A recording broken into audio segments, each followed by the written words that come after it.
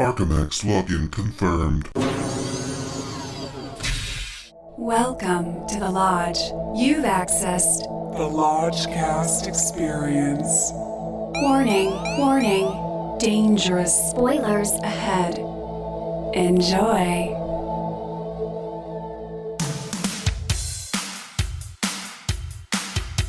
The Lodgecast is a little podcast where we watch weird movies, so you don't have to. The Lodgecast, baby. Lodgecast, gonna smoke grass. Lodgecast, missing movie pass. Lodgecast, We're gonna watch some crap. Lodgecast. And then the Lodge Master chats. With Lucas and Bishki. Episode 112, Death Rider in the House of Vampires. Hello and welcome to a very special, very exploitative B-movie edition, maybe Z-movie edition of the Lodgecast. I'm your Lodge Master. With me as always is Brother Bishki. Verotika. Brother Lucas in the back of the edge. Yo. You know him. You love him. It's Brother Zach. In the deepest heart of the valley. Oh my God, we are so deep. We're in Van Nuys. Central Valley. At the plant. The plant, and we're in the parking lot, and it is scant cars at best. There's not a lot of people here, folks. I went into the bathroom. There's nobody in there. The employees are going to be doing cartwheels when we walk in. Oh my God, we're bringing the money tonight. And what a night it is. We are returning to the singular world of Glenn Danzig for a movie called, what is this movie called, Bishki? Death Rider. Well, let me make sure I get it right. Get it right or pay the price. Death Rider in the House of Vampires. Oh, that's a title. That is a title. And intrepid listeners will remember. What episode did we do the last Danzig joint? Episode 53. We went to the world premiere, or LA premiere. LA premiere. At the Ricardo Montalban Theater. Ladies and gentlemen, Cleopatra Entertainment. Snack bar is open. Tip your servers. Ladies and gentlemen. Verotika was the name of the movie. Yeah, Danzig was there. He was there. I don't think he's going to be here tonight unless he's in a trench coat. Talking about F-stops, people. Yeah. I don't think he's going to be at the Van Nuys plant tonight, but we got to look in the back of the theater for a trench-coated, long-haired, dark-sided fellow. But that was a singular experience. That was a movie that I don't think we could have ever expected what we saw that night. Based on that, what are we expecting tonight? Zach, you particularly were tickled by the exploits of Verotika. What do you think we're in store for tonight? I just want to say how surreal this all is right now. Lucas invited me to this Danzig joint. And I didn't know. I was like, I want to be there, but there was I was on the west side today, which never happens. Ooh, and I made it back through 90 minutes of traffic. Oof, yikes. I got some more work done. And then I said, damn it, I am doing this. Yes. It must also be said, this is probably the last showing of this movie. It's only playing at one time. Yes. And that's not a good sign because tomorrow's Thursday.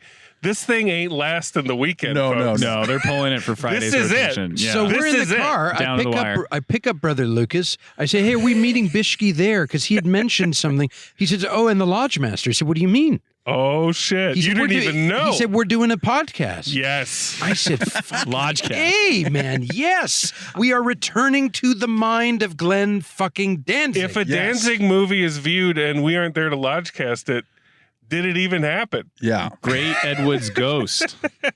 Now, that said, I am very, very nervous that lightning will not strike twice. How could it? How could it? It rarely, if ever, does. What do we need to have happen? I need awkward zooms. That's what I need. Gratuitous nudity. That's got to be happening. Top to bottom. I need at least one adult film star acting in a vampire role. Check. With a lot of dialogue, heavy dramatic lifting. I need some ramshackle, spit and glue, like special effects, physical effects, practical effects. Now, this is, if I don't know anything about this movie, but if it is a Western, I have to assume it's a period piece. Do you think his attention to period detail is going to be astute? Do you mean will they be talking in French accents?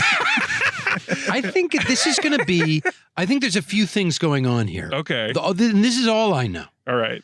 Cleopatra Entertainment. I hope they're involved. Unfortunately, I think he's left them in the rear view. He's Spartan. And he's with this is a bigger budget production. Shit. He George Lucas. There are more celebrities involved in this than the previous. And I'm a little concerned that there's going to be some celebrities that think they're in on the joke. Well, that is a worry, because there is a movie called Birdemic Shock and Terror that is another singular piece of outsider art filmmaking.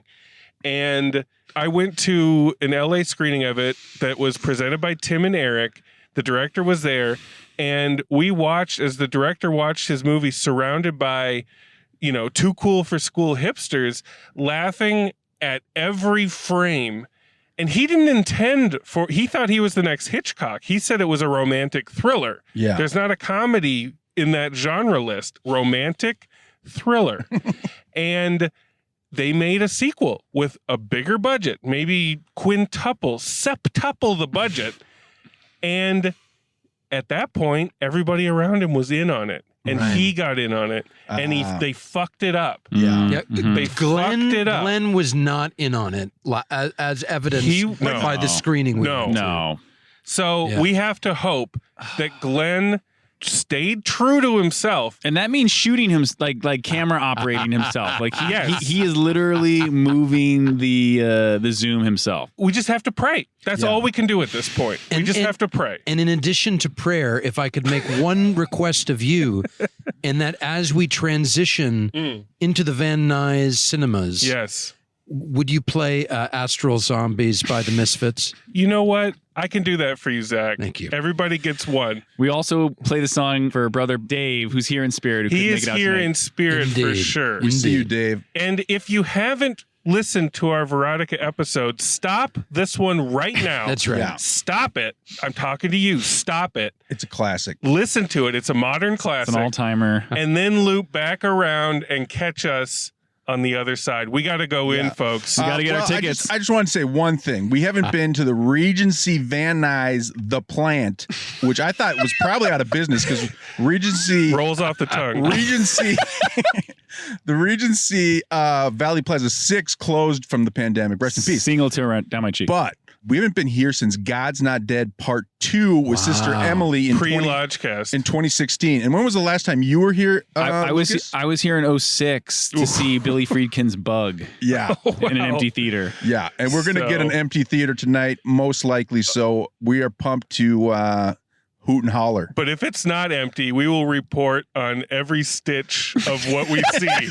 I'm predicting every mannerism, every seat shift. I'm predicting an audience similar to the Dinesh D'Souza movie. Yep. Yeah. Yep. You know, It's like going to be people seeking shelter. Two Russians. Random Russians. Getting out of their apartment because, their roommate's having a bad night. All right. Masked Russians. All right, We can't miss a frame of this let's guy. take in the plant. Do it. Let's take in the plant. Mount up.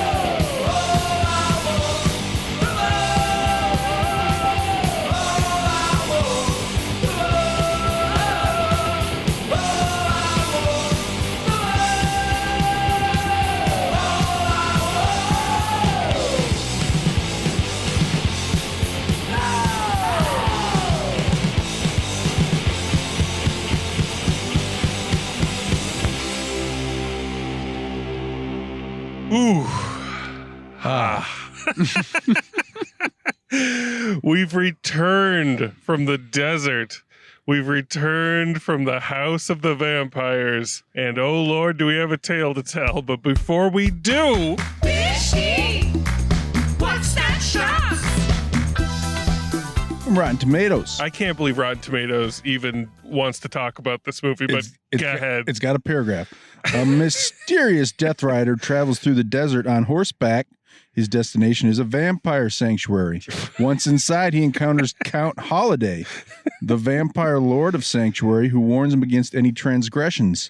Blood and guns action follow as Death Rider tangles with some of the vampires of the Sanctuary, period. Some of That's basically it. That's basically it.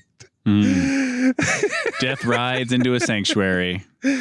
He tussles. He's warned not to have transgressions. Oh, yeah, has that's a few. it. That's about it. It should be called some violence. It should be called Death Rider, the Sanctuary of Vampires.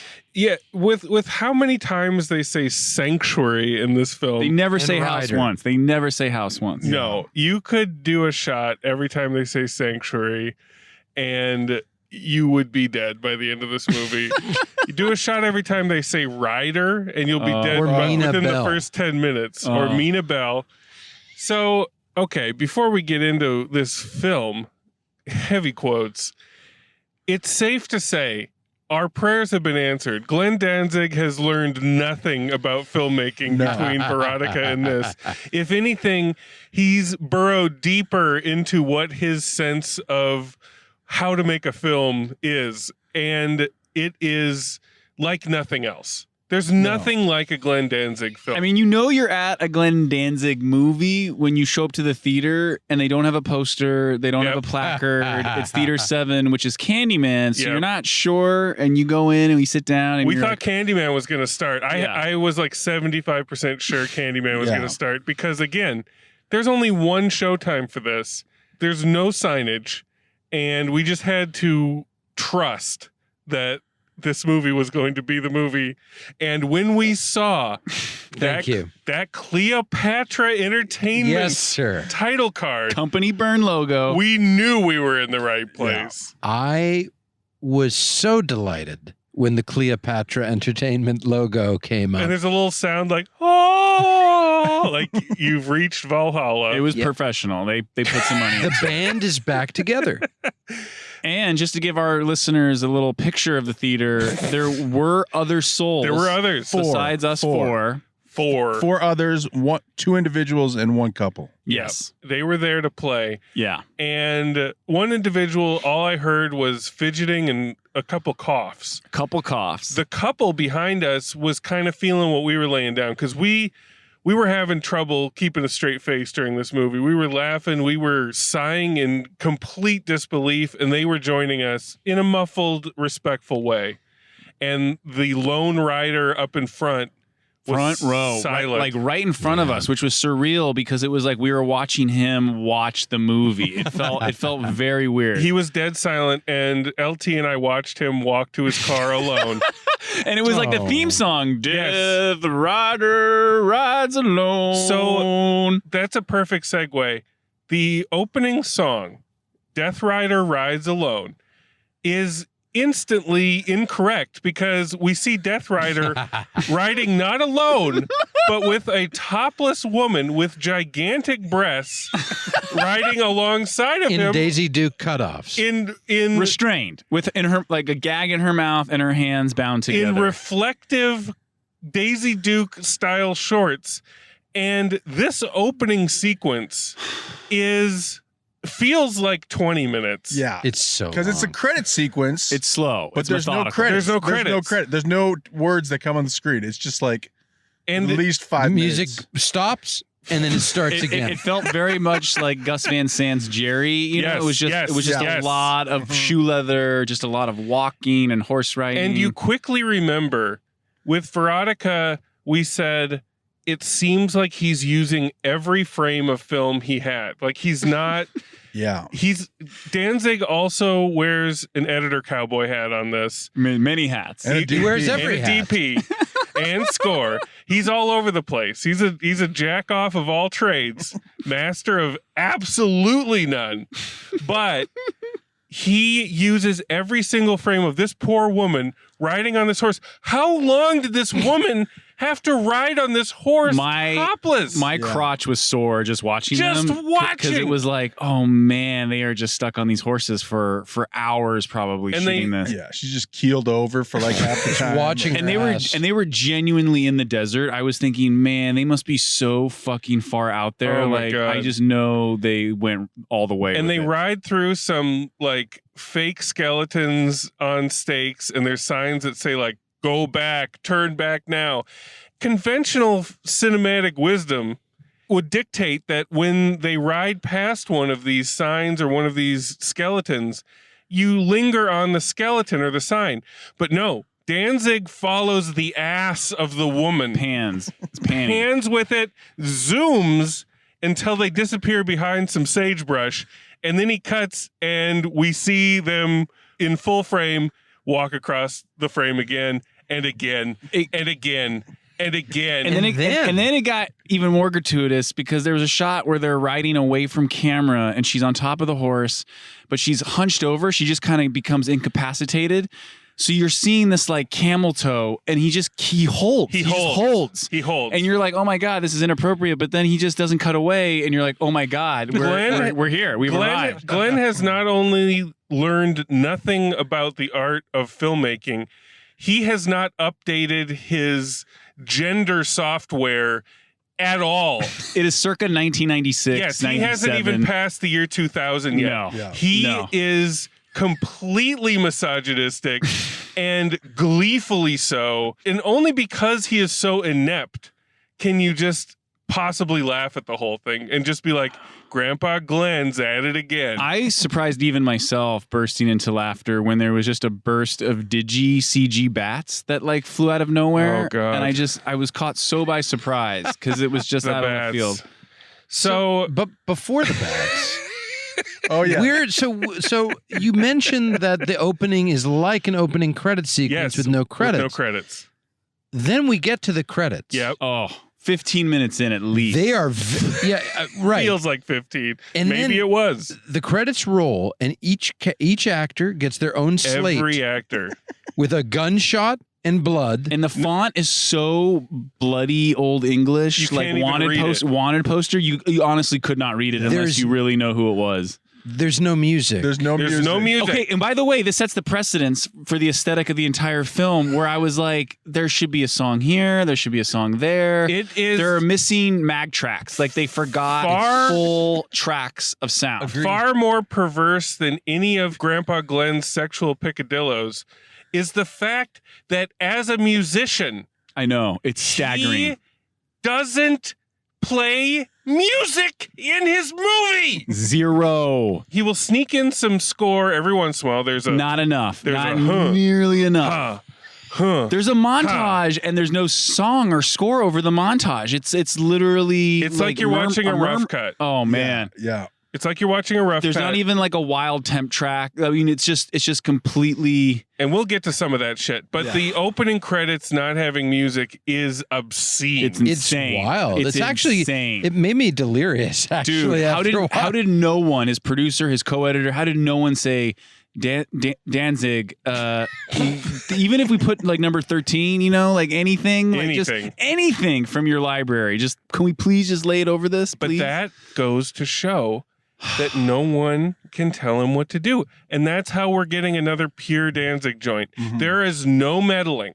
There are no hipsters telling him, you need to rock out here, Glenn, because that's what you fucking do. No, and I knew in the cold open prologue before those credits, I knew we were with the same old Glenn from his feature debut. Like you can feel it. Like you're immediately it's the hair on the back of your neck goes up. You're like, oh my God, we're getting lightning in a bottle again. Like, oh my God. And I'm happy to report Glenn's zoom trigger finger is just as twitchy as it ever was. You cannot fake it. There's no way. Fake that. There's no way you can cheat that. No one can copy it. It is so nuanced. It's like an auteur on the zoom lens. He is riding that zoom on every shot, and he will zoom into nothing. He'll zoom into an eyeball. He'll zoom into a butt. He's like a DJ scratching the wax, but like with the zoom. Yes, Lucas. That is exactly what he's doing. I have a theory. I think that what happened is the Cleopatra gang gave Glenn the suits. They gave Glenn the bathing suits. They cut him a check. Skin suits. They cut him a check. Yes. Glenn said, "I got to be making more on this, guys." Yep. And they said, "Well, what about the editor? What about the DP?" Cut him. So Glenn said, "I'll take care of it." Yep. I'll take care of it. I got it. And then it still wasn't enough. And they said, "Glenn, we don't have any more money." And he said, "Well, you're getting 2 songs." Yeah, 2 songs. Oh man, so can we license some of your back catalog? Not for no more cash. I could totally see that. That's it. I could totally. He shot his own movie in the foot with Cleopatra, and you got what you got. Oh my God! I don't know. It's tough to say that how much of Glenn's money went into this. Right? It seemed like quite a bit. Maybe I don't know. Who knows? Listen, we're not going to get to the bottom of that tonight. But what we are going to get to the bottom of is what happens in this movie, and it doesn't take long to explain it. No. Death Rider rides alone, but with a woman, and he arrives at the house of the vampires. Sanctuary. The sanctuary. He claims that the woman is a virgin or is pure. Sure, because that's the offering to get into sanctuary. And they refer to her as that. You bring that to us? Is that pure? It's Grandpa Glenn at his worst. And Death Rider, by the way, is portrayed by Devon Sawa, who brought some gravitas to the Fanatic. Totally committed. And now he tussled with Travolta and the Fanatic, and now he's tussling with vampires and Glenn in this. Wow, he doesn't half-ass it. He takes risks. I mean, I was impressed, and I actually was relieved. Here's the crazy thing. I didn't even know he was in this movie. No. So in the beginning, and the cold open, I'm like, is that Danzig? I don't know where we are. And then I realized it wasn't him, and I still didn't know who it was until the credits. We do have Danny Trejo as well with some crooked fangs, and then they straighten him out. So anyway, he gets to Sanctuary. He gets in there. We meet Julian Sands, who plays the head vampire in this black-lit dungeon area, which he never has to leave, by the way. He's seated. And you know the one director note Danzig gave him was use your hands, man. Use your hands. I need you to act with your hands because you got those fingernails from Angel Heart and we need to showcase them. And Julian Sands also is no slouch. Like, he could play this head vampire role in his sleep. Oh, dude, easy. He wrote the book on it. And he's not. I mean, he does what he needs to do, but what he needs to do is impart 5 sentences of information over the course of 10 minutes. Do you understand me? Oh my God, the cyclical raga of this dialogue is hypnotizing. It's like, Brother Bishki, I see you have come to my sanctuary. You are here in sanctuary, are you not? Pause. Zoom in on an eyeball. You've come here, and now you must enjoy the fruits of sanctuary. But be careful. You have come to sanctuary, haven't you? Yes, indeed you have. And then they'll zoom in on his face, and because he's a good actor, he stays in character, but he gets this 1,000-yard stare where you just imagine Julian Sands thinking about all the choices from the 70s, 80s, 90s, 2000s, and today that led him to this blacklit dungeon. With a black wig, a big black wig. A black wig looking like he's from What We Do in the Shadows. Yeah. I couldn't help but think of that. And the camera just holds. Like, Glenn is perverse in how he just holds on these actors to just see what they'll do. And at one point, Julian Sands just reaches out and strokes a fake skull and then brings his hand back to his face and cradles his head in his hand. It's like an... He has a moment. He has a real moment. He is lost. It's like an S&M editing choice. Yes. It's his kink is how long can I just linger on this and just drive you fucking wild? Yes. Yes, absolutely. It's his kink. And it drives us wild. You did it, Glenn. You fucking did it, man. It tickles you in a way that you've never really felt because you've never witnessed it. You've never been stuck in a theater with release the me. 30-foot screen and you're just like, oh my God, this is insane. That's when I leaned over to Zach. I'm like, do the proprietors of this theater know what is unspooling on their screen right now? Because this has no because this is earthly right Yeah. to be this big. This is Candyman's house. It was in Candyman's theater. It was huge. And the one thing I love too about all the interiors, which 90% of the movie is all the cowboys wear cowboy hats. But here's the thing: when you're wearing a cowboy hat inside, the shadow it casts over your eyes blacks them out. Shadows everywhere. So you cannot see anyone who's talking half the time. Well, and they're all wearing kerchiefs and their lav mic is buried underneath. If anybody has a lav mic, it's muffled and it's clearly muffled. Now, let's talk about the sound, you guys. Yes. The sound. is a new. Oh, This is Glenn's new toy. I broke character in the audience sitting next to Lodge Master during a saloon scene. It's like a montage where everyone's playing poker. All these hookers show up in red gartered belts and red lingerie to signify that they're like the blood donors to be eaten later. And I realized, like, wait a second, you hear the background ADR murmuring. Yes. But I'm like, where's the upright piano player? Where's the It's country one band? library. Where's Girls the dancing? Yeah, where's but the banjo? And I lean over to Lodge Master. I'm like, it's missing a track. Like they really forgot missing several to tracks. render something. So that's this saloon party is kind of the centerpiece of the whole film, and it lasts throughout most of the movie. There's gambling, there's drinking, there's murmuring in the background. No words are spoken. A lot of extras. None of the extras are saying any words. Fred Armisen supposedly is in there He's somewhere in that gang. special I think I appearance saw by. him. We I saw think it in I the saw him. credits, but I forgot about it by the end. But there is usually no music. Like, what a great opportunity to have like a house band that's like kind of, out of time, maybe like a little punk. You have Lee Ving as the bartender. Oh, man, that's Yeah, right. For a minute. Yeah. Like, why don't you play with it a little bit and have like a cool house band that the burlesque dancers could dance to? But no, they're dancing to nothing. We get zero.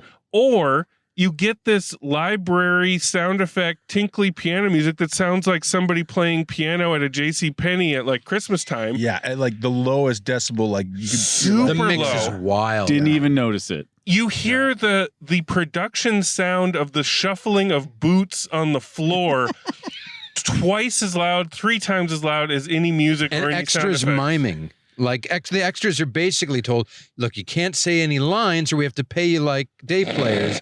So just mime that you're talking, mime that They're you're not dancing. saying shit. No. And yeah, all we hear is the shuffling and a library track of ambient sound. And it's bananas. And Death Rider is kind of in this love triangle between these two ladies of the vampire house, Mina Bell and the other one, the redhead.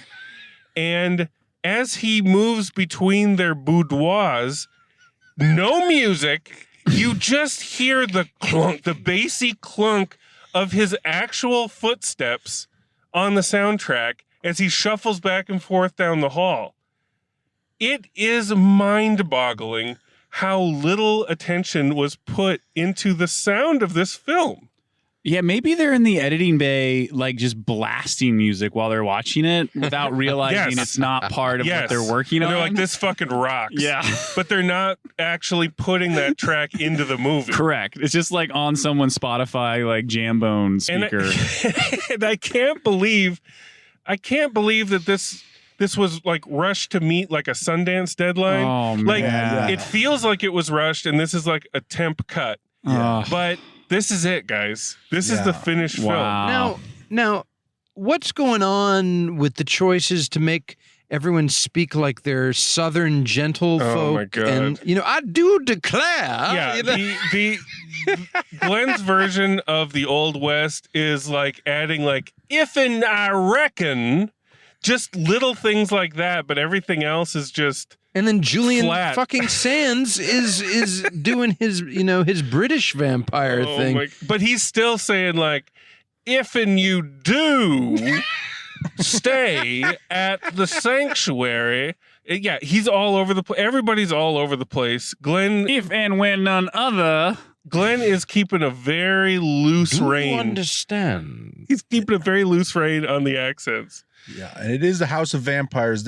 Almost everyone's a vampire. Everybody. I didn't even know Devon Sawa was a vampire till way later because I didn't see his teeth right away. Because they don't go to the close-ups that you expect a movie to go to. Like, he has his kerchief over his mouth for the longest time. You need a reveal to show that he also is a vampire. But no, he takes it off in a wide shot. You kind of see his fangs in a wide shot. And then you're like, well, I guess Death Rider's a vampire as well. Because midway through the movie, I think Julian Sands says, we need to find out just what he is doing here. And I think I said in the theater, we all would like to know. We'd like to know that. That was like 30 or 40 minutes in, too. It was like, Jesus Our Christ. main character's here. He's brought a sacrifice. Anytime. What is he doing here? We don't know. What does he want? Don't know. No idea. Anytime you go down to that blacklight dungeon, you know, you can go to the bathroom, Bishki, at that point. Yeah. You can go to sleep, Zach. I know you nodded off a little bit At the end, he put me to, he lulled me to sleep in the finale. He will state the same thing. He wasn't using his hands as much at the end. 20 times. Yeah. And Grandpa Glenn shows up as Bad Bathory. And it's hilarious because you can see him, you know, he's the maestro here. So you can see him moving his mouth when other people are saying their lines. You see him mumbling because he knows what they're going to say, and then he knows when he needs to jump in. And when he's down there with Julian Sands, and Julian Sands is like, if and we need to find out what he's doing here, they go around and around in circles, and then there's like a dramatic push in on Glenn. And you think he's going to say something badass, and he's like, well, we certainly will try. We certainly will try. What? Oh, zoom in to nothing. Fade out, cut back into another scene. Can I propose maybe this is more of a crouton because the whole thing is so crazy. Yeah. Can I propose the croutons? Yeah. Salad crouton, give it to us. Salad crouton. So after our big introduction to the parlor, we move upstairs. Yes. Yeah, we do. To the brothel bedrooms. Well, there's like they're in a hallway. It's a hallway, and it's right. It's silent. It's silent. It's silent, and we've got about the cowboy vampires are coupling off. Yeah, they are in the hallway. And everyone's kind of doing some soft petting. And again, there's no music. Nope. There's no real control of the sound. So it's just kind of like Which oddly makes it more unnerving than if there was it's music. so weird because there's a deadening quality to it all. But it makes you squirm. Yep. Then one after another, the cowboy vampires start sucking the blood of the ladies of the night. And Glenn... will zoom in on the trickling, splurting on blood. the gushing wound. No, it's like a high school drinking fountain, but just blood coming out of the jugular. Yeah, this is the new fetish because every effect that he puts in this movie, like every he repeats all the way. But he'll show it for like a good 30 seconds to a minute. He's so proud of it. And it felt like it was a 2-for-1, like because they had so many of the same kills. It was like, okay, the digi fire of the vampires like burning alive, like we must have got it at least so much. 10 times. So I have another 15, theory here. Yeah.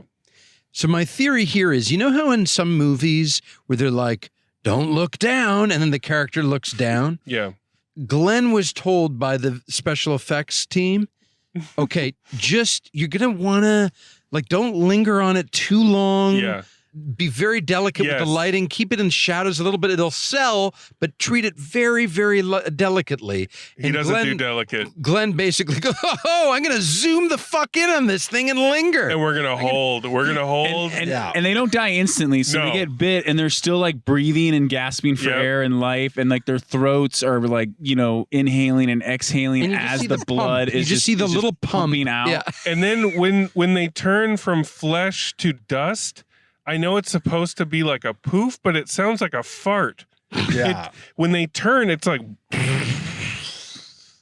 And I don't think that was his desired result, but maybe it was. You never know where he's coming from.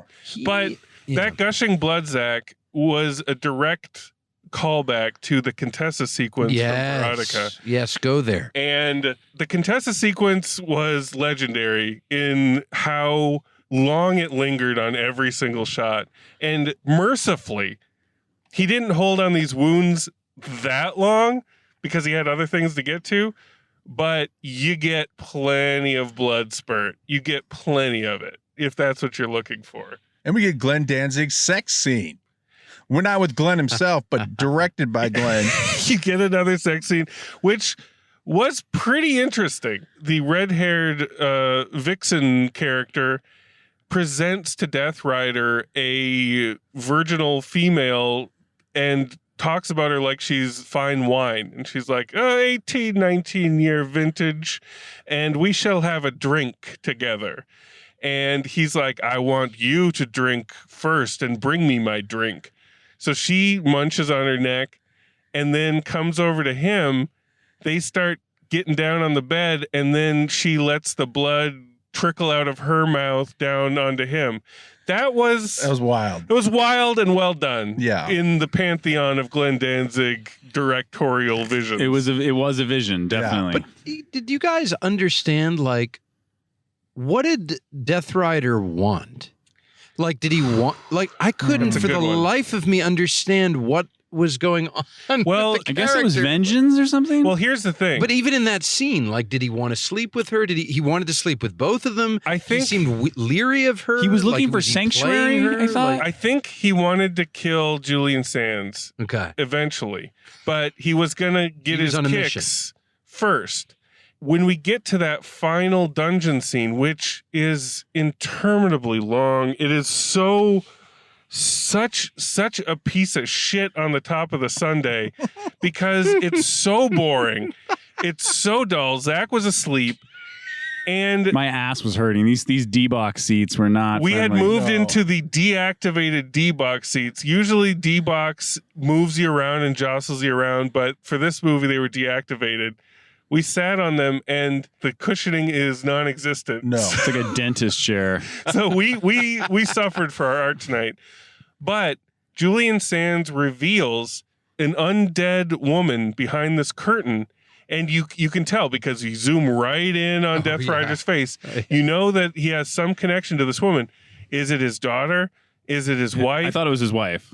And Julian Sands triumphantly says, "It's your sister." What? Sister? Give your sister a big hug. And she's like, "Death Rider, hold me."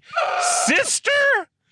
What a weird choice, Glenn. Yeah. That's the weirdest choice you could make there. Sister. And so I think he's seeking vengeance for his sister, I guess. Is revealed with 5-10 minutes left in the film. I know, but I'm still confused because the Death Rider himself is a vampire, right? So, was he like a vampire and was cool with the Count, and then all of a sudden, like the Count killed his sister, and he's like, "Hey, I'm not cool anymore. You can't."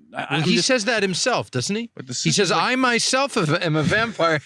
But he kills his sister then. But too. not. But he first, kills I'm his gonna sister. Kill you. He kills his sister without a second thought. And this is what frustrates me is that Glenn knows all the backstories to this. Like he knows all the motivations. Probably based on a fucking graphic novel, 10-volume graphic novel. I guarantee you, he has pages and pages of like why they're all doing this, but he didn't like photograph any of it. He didn't clue us in. He did not tell us. He expects us to read the graphic novel components to this, or he's got to be at the Q&A because I remember at the last Q&A he gave us info that really tied it together. The insider intel. Yeah, that would never be on screen.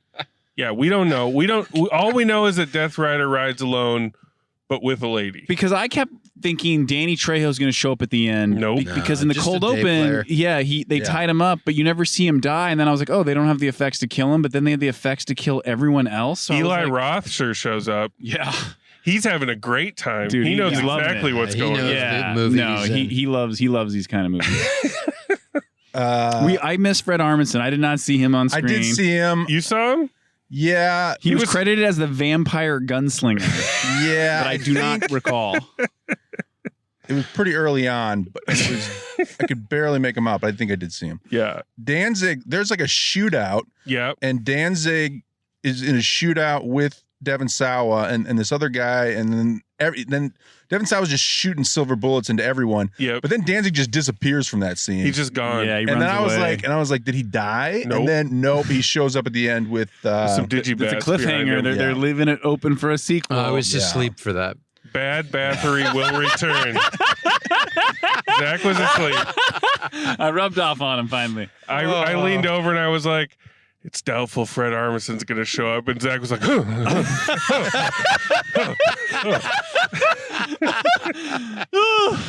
Because there were a couple scenes, where Devon Sawa was like asleep on his bed with his hat pulled down, and they would like wake him up, and he would like.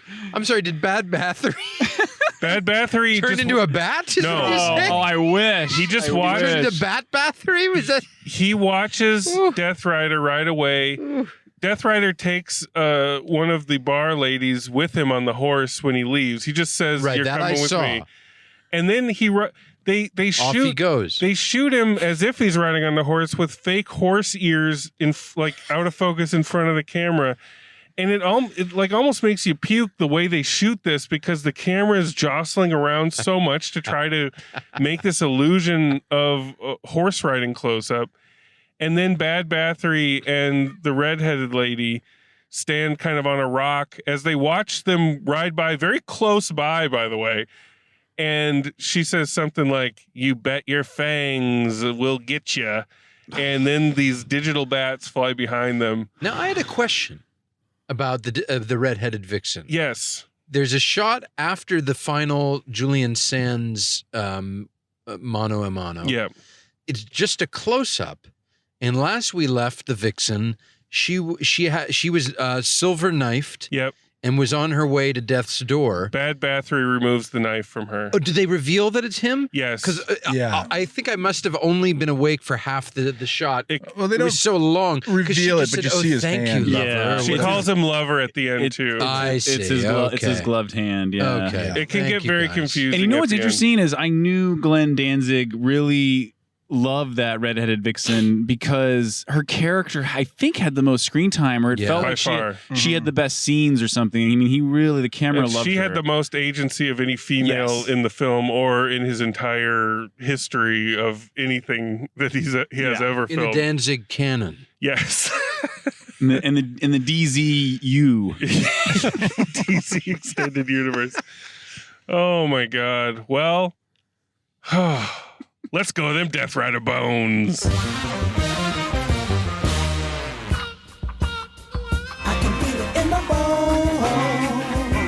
Who do I start with on this one? Zach, you set the tone here. Oh, I mean, what to do with this? It's a curiosity. Like on one hand, I feel like this movie, there was a lot more money for some things. Yep. And yet, we didn't really leave more than a few rooms the whole movie. No. The House of the Vampires was very constrained. Mm-hmm. Yeah. And the whole thing felt rushed. Yeah. And is it weird to say it felt rushed in a way that Verotika didn't? That's a tough statement to back up. But mainly like in the script phase, like this is, I don't know what this screenplay looks like. You could print it out on 10 pages. I agree. Danzig is fully emboldened, digging deeper into his instincts. He's digging his spurs in, yeah. But I do think that the people around him, I could sense at times, kind of were in on the joke a bit. Eli Roth was. For sure. So Danzig, there were some zooms where I was like, oh, he knows this is ridiculous now. but it's still unclear. He's still so inept half the time. Yeah. So there is a lot of enjoyment to be found. I think it's still pure. I think this is still pure uncut Danzig. I'm really wrestling with this because, like, I'm realizing being in Danzig's presence for Verotika, being around the Cleopatra Entertainment house DJ. There's added value there. Yeah. That definitely just got me in such a euphoric state. Yeah. I almost was there just to be side by side with you guys in a theater again. Yeah. Completely by surprise.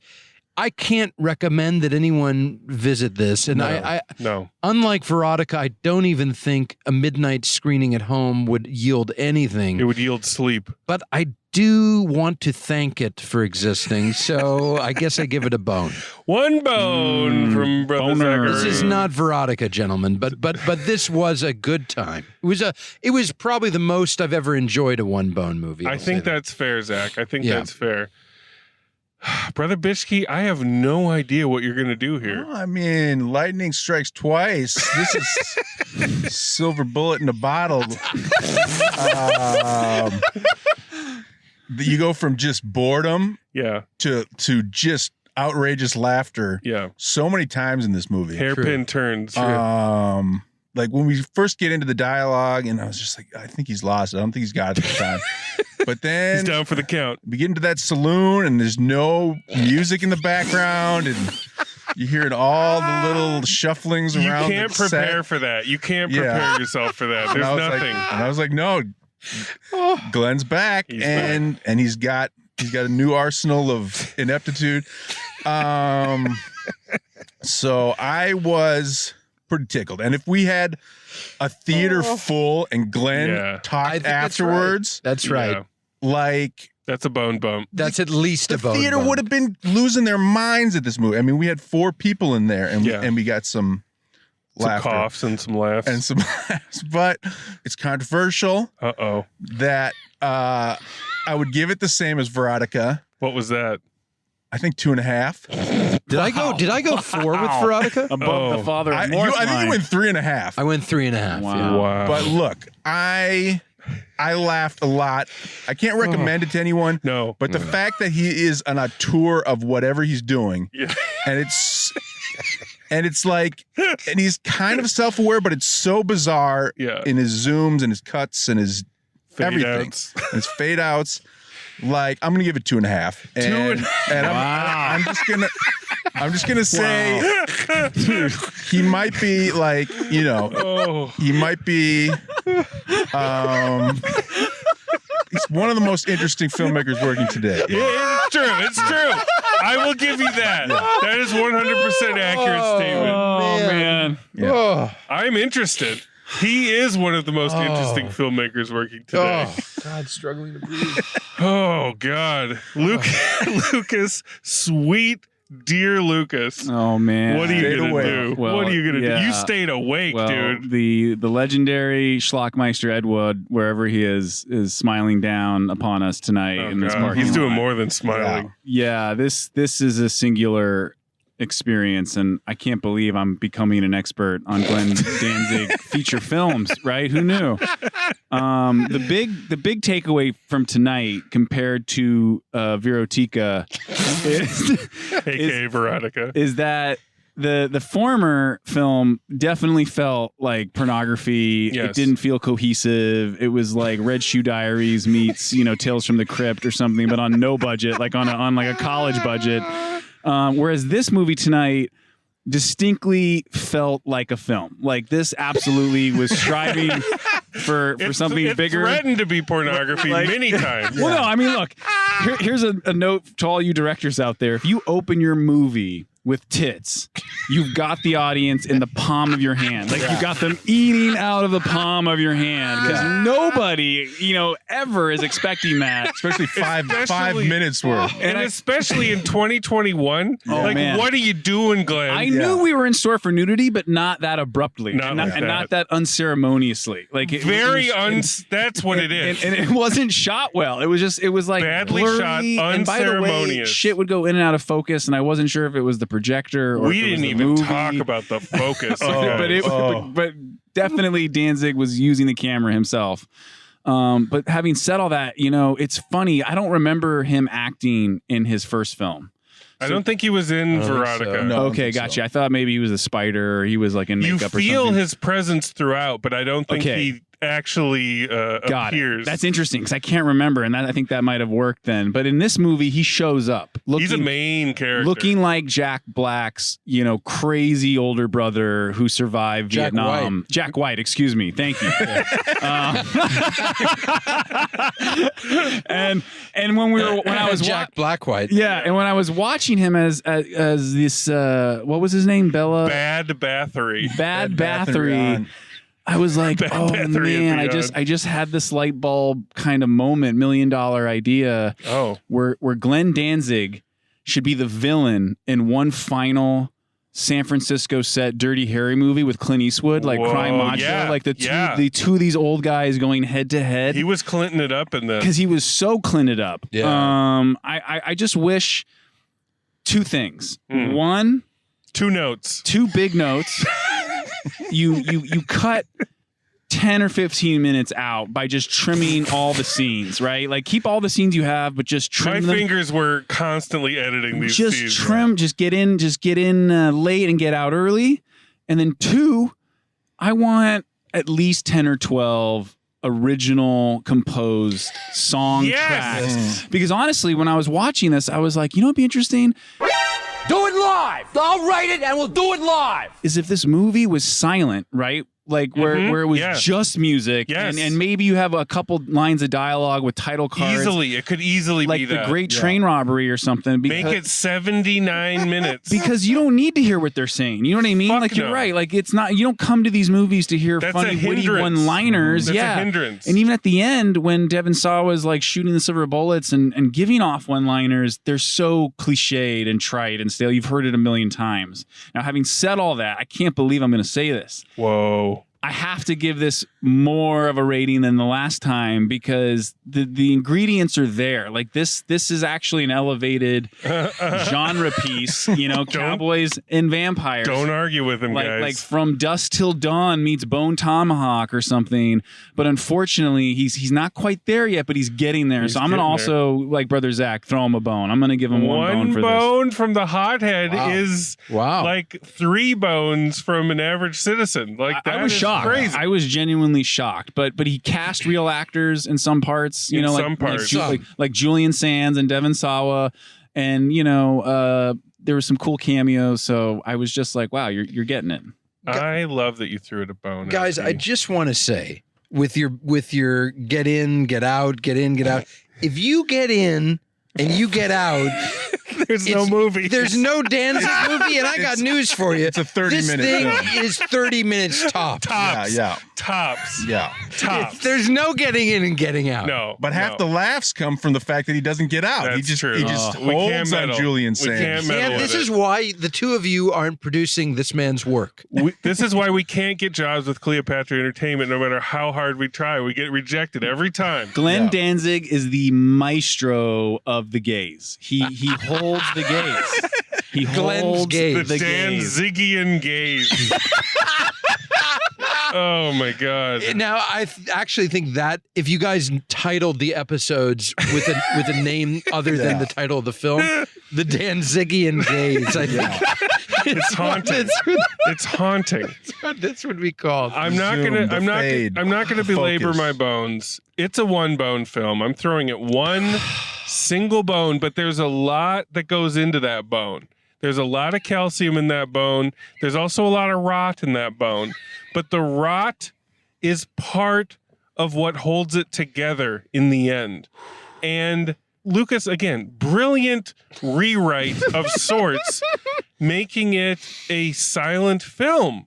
What a beautiful concept with some fucking kick-ass Danzig original Western-tinged whiskey-breathed songs. Yeah. What that would actually get actual respect from some people. Some corners of this sub genre niche. But alas, he forgot to soundtrack his own movie. But that's part of the beauty of it as well. Again, I can't believe that we honestly full-throatedly say we cannot recommend this to anyone. I cannot recommend this No way. to anyone. No, it's not 2021 compliant. To anyone. Non-2021 Yeah, compliant. but you could make an edit of it that you could very well recommend. But I wouldn't recommend that either because that doesn't matter. That's what I'm saying. You edit this and it loses everything. The only way to see it is in the theater. at the Van Nuys Plant Theater on the last show of its humble existence with you guys. That's the only way. Yeah. It's not going to play any other way. And that's what makes it special as well. So that's all that goes into this one little bone. You know, the world is it's really messed up out there right now. And I'll just say this. I don't need much more encouragement to make it another year than the thought of being with you guys for a Cleopatra Entertainment Presents. We need it. Glenn Danzig premiere.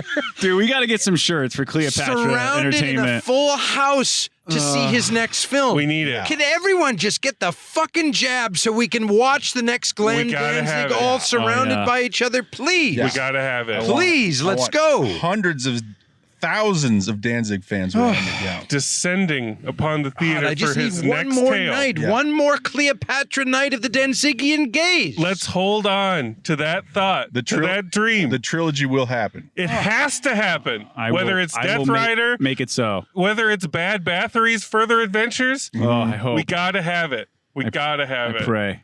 Boys, it's a long ride back. Yeah, for all of us. And we ride alone. But we rode together tonight, and I couldn't be happier with this one bone film. Oh, my God. Love and light to you guys. Love and light to Glenn Danzig. May you never change. Yeah. Don't change, Glenn. Love and light, Stay y'all. silver.